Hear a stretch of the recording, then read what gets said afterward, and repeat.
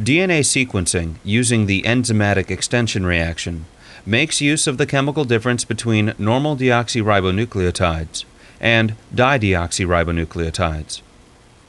Deoxyribonucleotides contain a hydroxyl group in position 3 of the sugar ring, and DNA polymerase can join the phosphate of the next nucleotide to that hydroxyl end.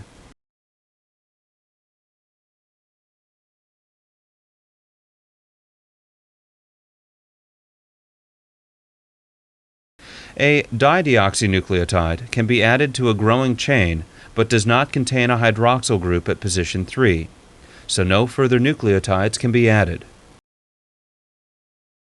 Addition of a dideoxynucleotide stops DNA synthesis.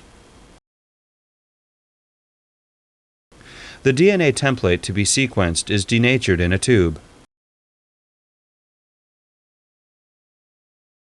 The reaction mix contains a primer complementary to the template, DNA polymerase, the 4 deoxyribonucleotides, and 1 labeled dideoxyribonucleotide, in this case dideoxy-A. The dideoxy-A is present at lower concentration than the analogous deoxy-A.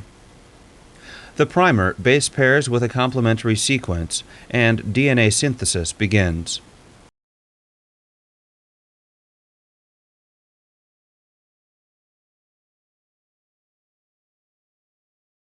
When the dideoxyribonucleotide is inserted, DNA synthesis on that molecule stops. With the optimum concentrations for the deoxy and dideoxyribonucleotides, there will be molecules synthesized that stop at each of the A's in the new sequence. The fragments generated are separated by size using gel electrophoresis, and the tag on the dideoxyribonucleotide allows the fragments to be visualized. DNA sequencing reactions are done using each of the 4 dideoxyribonucleotides, and if each dideoxy has a unique fluorescent label, all 4 reactions can be carried out in the same tube.